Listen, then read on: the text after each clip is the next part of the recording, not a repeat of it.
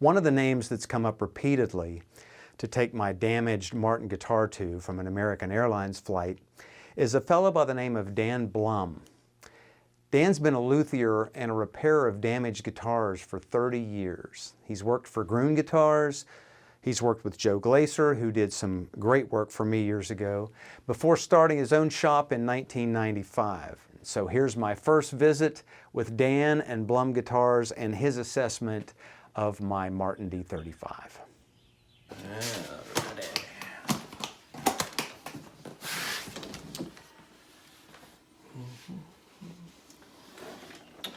Yikes. Pretty busted up. Yeah, at least the piece is still in there. That's helpful. Right. That's what everybody keeps saying. Yeah. So what year is this one? 67. Okay. Oh, man. Yeah. It's crazy what they do. Well, what's incredible, really, is that none of your braces popped loose on your top the way it looks. Wow. Which is surprising considering the blow it must have sustained. Mm-hmm. But it looks like all the energy of the blow probably came right at the end block there. But I think it could, you know, who knows, because it takes a lot of energy to crack that block. So are they gonna pay for your guitar, or what are they telling you? Or are they just saying sorry? They're saying sorry.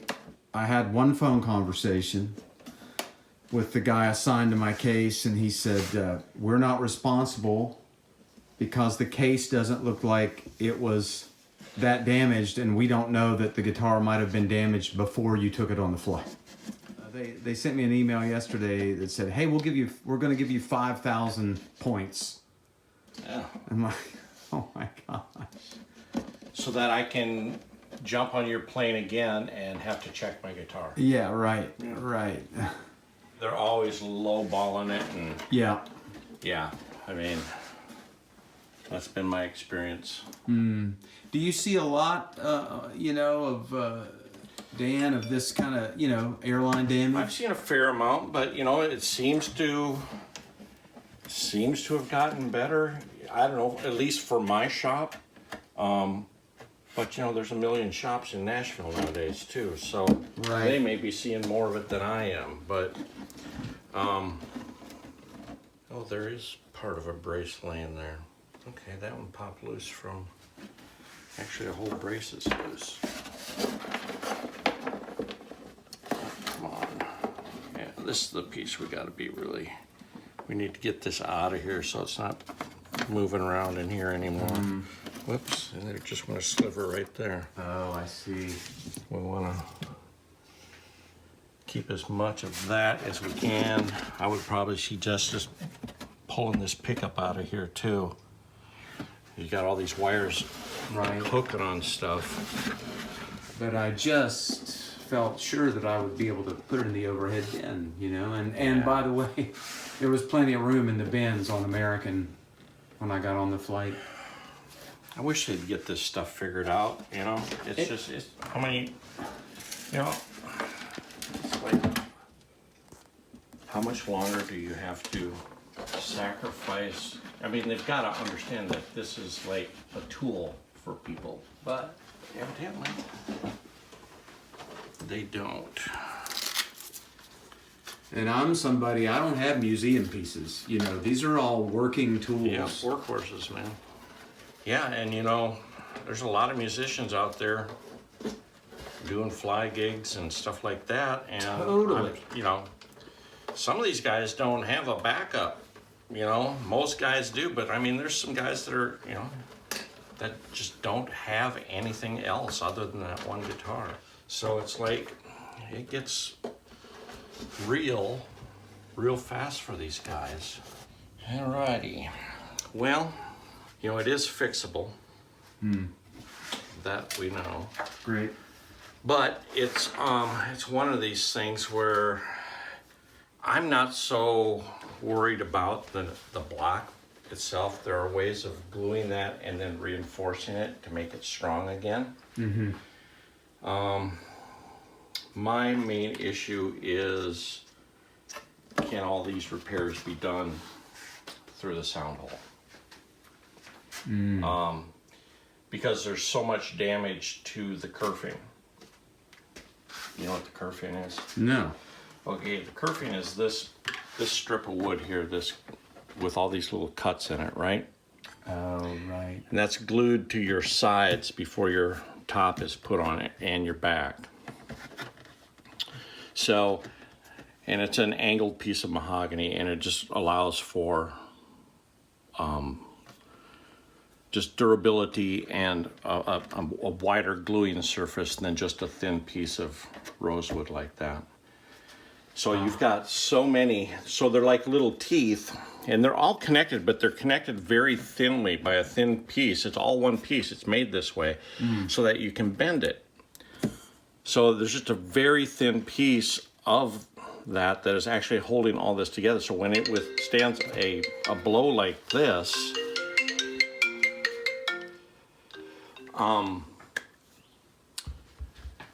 it takes all these little pieces of the kerfing and just they're all over the place in here. So, and like right up in here, you know, you've got, so I'm wondering, in order to do this right and make it so that it will last another 50 plus.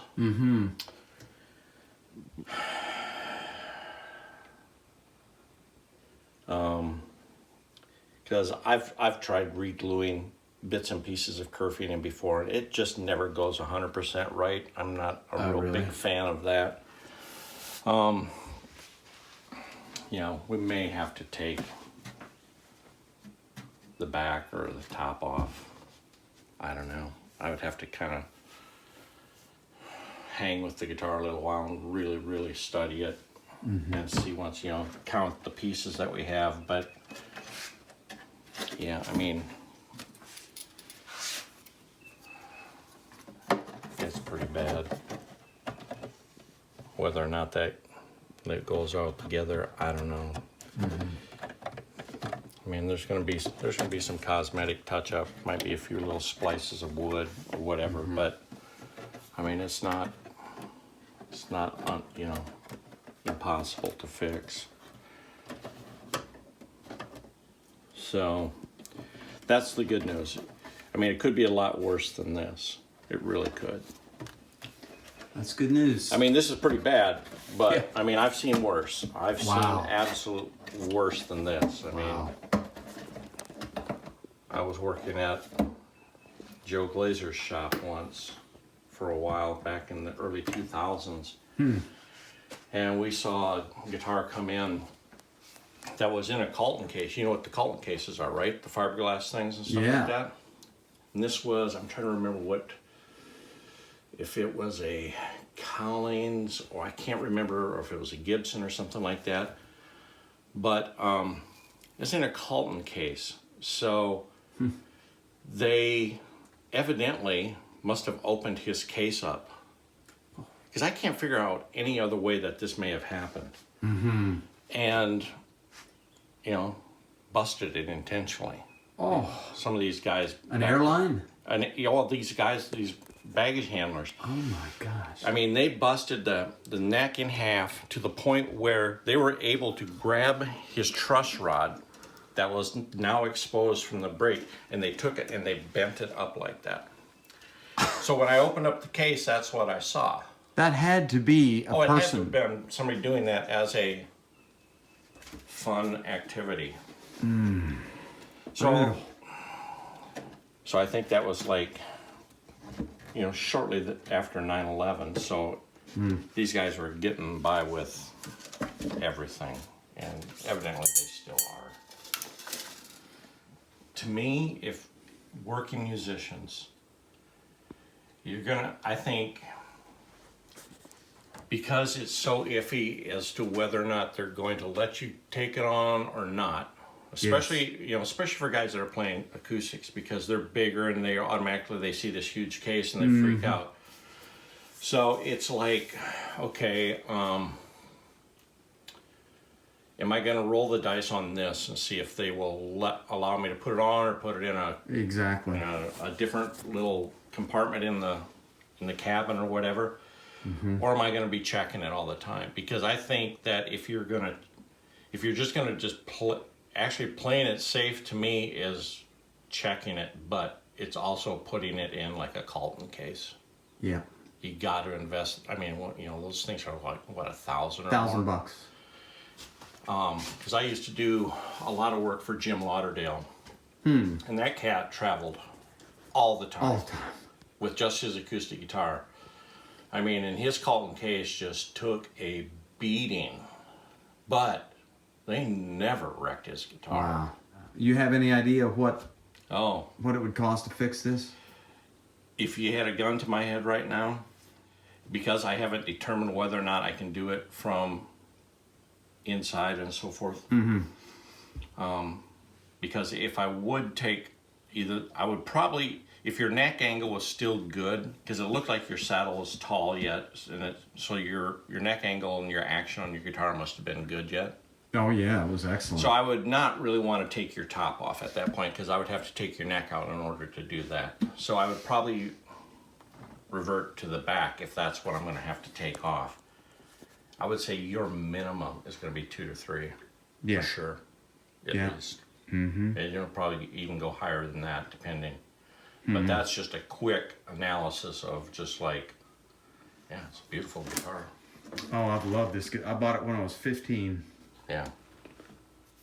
I mean, like you said, you've got the pieces of wood. There's no reason why you can't put this thing back together. I know you visited Walter, Yeah. and he probably gave you somewhat of a value, I would assume, on what the guitar was worth.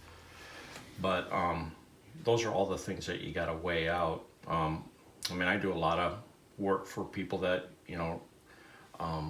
inherit guitars or something like that. A lot of times they'll bring stuff in and it needs a bunch of work. And I always make sure that I let them know, okay, this is what it's going to cost. I think you're either going to be like at a break-even point, or Right. you may be a little upside down in the actual value of the instrument. So I need you to know that up front. Yeah. Or if you want, we can get it appraised so that you absolutely know, because there's a difference in value before and after repair work on Yeah. some of these guitars. So Sure. What's that appraisal? What would you suggest be the best path to get it appraised? Well, you would probably have to go to like Carter Vintage or Blum Guitars and have them look at it. And you could also people always ask me, they go, well, what's my guitar worth? Well, believe it or not, I sent them to eBay. Sure. Because you can go and look at the roster of guitars at all these different guitar shops across the country, but are they going to get that money for it? Right. Because these guys are asking they're reaching for the high water mark on a lot of guitars. Right. So I go look at eBay and go to the completed listings. Completed listings. Yeah, it's right there on that left-hand column. It says sold, completed. You hit one of them, it marks 2 categories for you of sold and completed. Right. And then you start looking and you find what year. You put in the year of your instrument first, and then just see how many of yours have been sold. I find that eBay is a lot better at that than, like, say, Reverb. Yes. Reverb is just kind of like, I don't know. I just always go to eBay, because then you actually can see Yep. what people paid for it and how long ago it was sold. Yeah. The Because if it was sold 3 years ago for X amount, that's really not even that's not a valid, gives you an idea, but prices change in 3 years. Right. I'm telling you, folks, wooden guitars are going to be valuable at some point. Huh. When I make a guitar nowadays, I try and make it travel friendly. The guitar itself? Yeah, I try and make it travel friendly. So it's like, I don't put like shell inlays usually.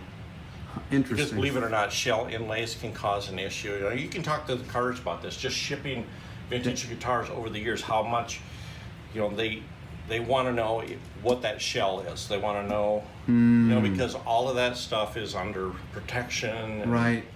and the wood is under protection, and more woods as we go along are being put into protection. So, I mean, like the Honduras mahogany of your neck, that's now a protected wood. You're still seeing a lot of it around. You're still seeing some Brazilian floating around.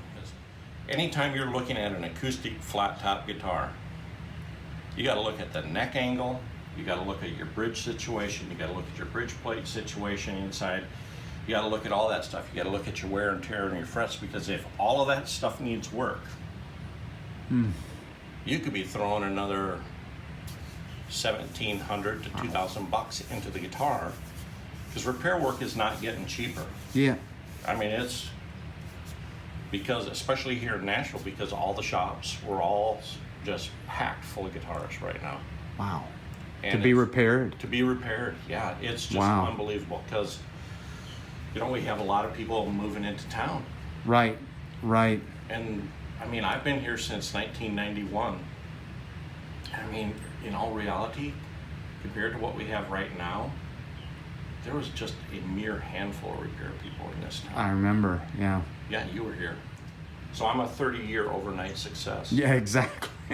Because that's how long I've been here doing this. You know, you're actually quite lucky that a huge chunk Yes. came out, you know?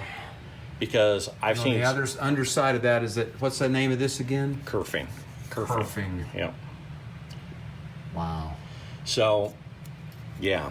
And you can see how it's just broken apart here. Yes. You know, this all should be this height. This. Oh, I was this going to is- ask you that. Yeah, this is the actual stuff right here. Wow. So all of this stuff here has been broken, and that's either banging around inside there, or it's still attached to the side or the top somewhere, somehow. Wow. So if you can glue it up and it all matches up, and then you kind of go, is that the best way to do it really? Or should we just do this independently and, you know, remove the back and kind of act like we're half building the guitar back again, you know? So, and you've got like a lot of these cloth reinforcement strips that Martin put on here. These were like a cloth type of material. And you can see where this one was. There's another one right here. Those have all torn loose all the way around here. So those would be extremely difficult to glue back and to be actually viable. Those are there actually to help, you know, it reinforces the side to a certain degree, but it also supposedly is going to stop a crack from traveling, which it kind of failed on you a little bit. But I think this thing took such a substantial blow that there's nothing that would have. As I hear you describe it, Yeah. I'm like, man, the impact must have been. Oh man.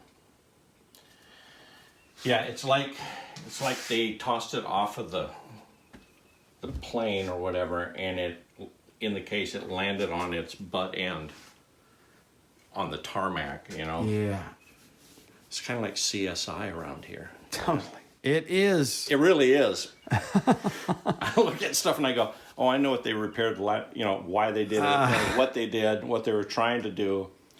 Yeah, I mean, it's like, you know, we as the people don't get to see what the cargo area of a plane looks like. Exactly. You know, it's really kind of a shame, because when they're struggling, they ask the taxpayers to help bail them out, right? Exactly. And this is what we get in return. That's right. I'll get a hold of you and kind of talk about, you know, explain to you what I'm going to do. And I'll explain to you cost-wise what it'll probably run. And then time frame. Time frame's a huge issue nowadays. Yep. Huge issue. Hey, thanks so much for watching, and thank you for coming with me on this pilgrimage. in dealing with the aftermath of a badly damaged guitar from American Airlines. Maybe it'll help you if you're flying an instrument or anything valuable. I hope so. If you liked this video, please click the like button. I'd sure appreciate it if you subscribe to my channel. And if you'd like notifications whenever I post new content, just click on the little bell, the notification button, and you'll be notified whenever I put up a new video. New videos are coming soon. I'll see you next time.